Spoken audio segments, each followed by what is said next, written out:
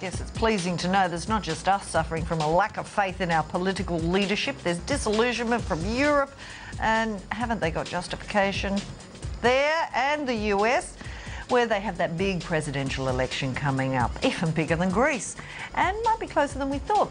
Simon Jackman is Professor of Political Science at Stanford University in California. He's in Australia for a conference with the US Study Centre at the University of Sydney on leadership, political leadership. He's at our Sydney City studio. Hi, Simon. Hello. Oh, hi, Professor Jackman. That's an Australian accent over at Stanford. It sure is, yeah. Did you start following Australian politics, or has it always been American politics that grabbed you? Oh, no, it started off with Australian politics indeed, growing up in Queensland long before I moved to the United States, yeah. Well, do you see any parallels now? I mean, this conference is on Thursday and Friday, but give us an idea what you'll be talking about from your point of view and what it means for us here. There are interesting parallels at the moment. I'm really interested to hear what my Australian colleagues have to say about what's going on here. But, you know, we've got a similar situation. We've got Obama governing in the United States. He doesn't control his Congress. We've got a minority government here in Australia. We've got, you know, Gillard sort of battling her way through that, having to do deals. It's very unusual in the Australian system to find ourselves in the circumstances we're in. Whereas I think it's a little more, you know, business as usual in the United States, a lot of wheeling and dealing across party lines. That's sort of very much order of the day over in the States. A bit of a new game over here in Australia, though. What about this general, it's not just disillusionment, it seems to be complete disregard for politicians, and don't even try and say political leaders. I mean, you could argue that Barack Obama, when he came in, had the aura of leadership, but the Tea Party, the undermining, I mean, you know, he's going through, and here in Australia it's even worse for Julia Gillard. It seems to be, and as I said, Europe is probably the worst of the lot.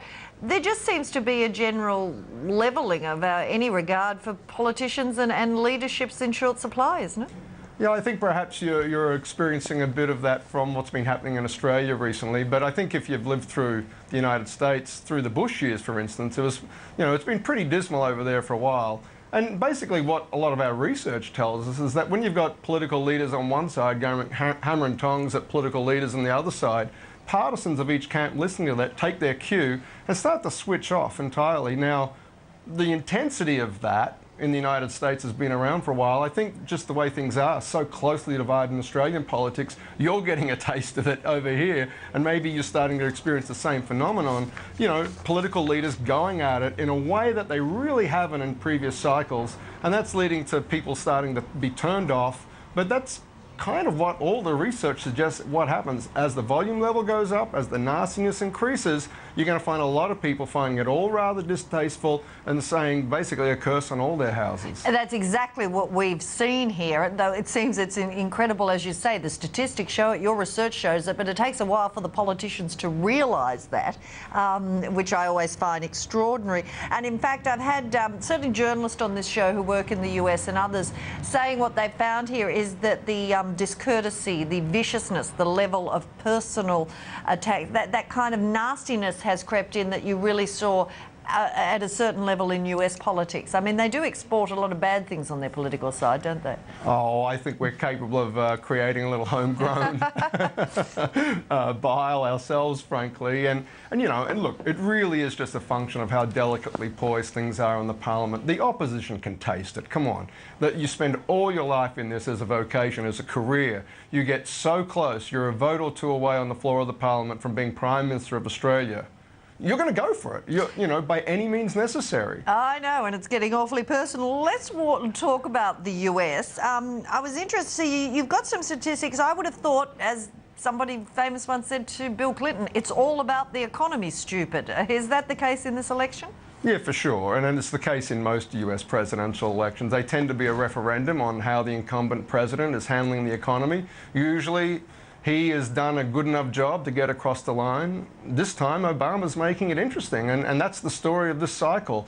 If Romney can tag him with having presided over 4 years of bad economic conditions, if Obama can't say, but that's not my fault, I inherited that, and so far he's kind of winning that game.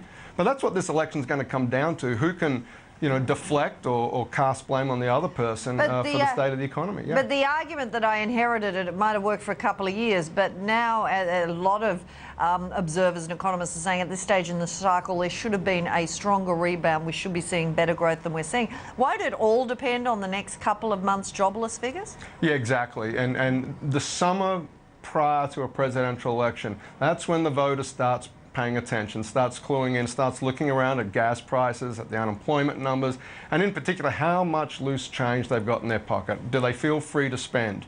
And if they feel tight, then the president's got an uphill battle for re-election, and that's what's really delicate about the US economy right now. Just when you think it's getting ahead of steam, gas prices go up again, the unemployment numbers take another hit. And is it the case, I mean, because of that appalling Republican primary race and the way they seem to all tear each other apart, people just assumed that Barack Obama would walk it in, that Romney would be so wounded. But the polls are showing that it could be a much tighter race than people expect, couldn't it? Yeah, that's right. I think Obama's vulnerable, right? I don't think there's any dispute about that. I think the real question is, has Romney got what it takes to make the case? You've got to turf this guy out. Well, you say he's not a rock star. I do say that, and it takes a rock star, and I'm not sure he is a rock star. You look at the last person to knock off an incumbent president was Bill Clinton, with a bit of help from Ross Perot, you might say. Before that, you've got to go back to Ronald Reagan, right, who knocked off Jimmy Carter. It doesn't happen often in American political history. You look at the politicians who've been able to do it. I'm just not sure that Romney has got what it takes to stare down the barrel of a TV camera and do it. You say, and I think anybody who's watched him would agree, but he does have an impression as a good businessman, and the fact is Obama's advantage was meant to be his huge fundraising ability. Not only is that slowed, but it looks like Romney's catching up to him, doesn't it? Yeah, and again, that's a little bit to be expected, precisely because that nasty primary fight got out of the way. So Republican donors, there's one candidate to give to now. And so I think this was always going to happen. The question is, will that fundraising advantage that he racked up last month over Obama, will that continue going forward? And I think on the flip side of that, that's why Obama's engaging in some of the things he's been doing the last week, coming out on same-sex marriage, that statement last week about allowing the children of undocumented immigrants, allowing them to stay in the country, things like that he can point to his base who are a little bored and on the sidelines and certainly aren't opening their wallets the way he's used to seeing them do so. That's what some of that's about. And getting that stuff bedded down now in the summer as we start to enter the home stretch coming into the fall.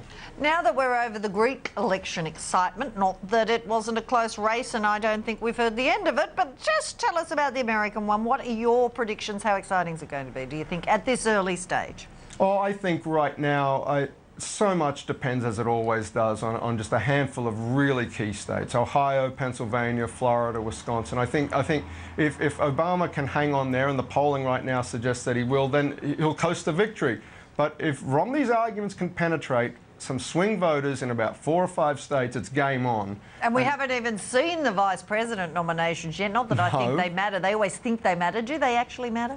Well, this one could be interesting because if Romney's smart, he'll nominate Portman, the governor of Ohio, and help him bring Ohio over the line. I thought that people thought if he went from Rubio, he'd get the Hispanic vote.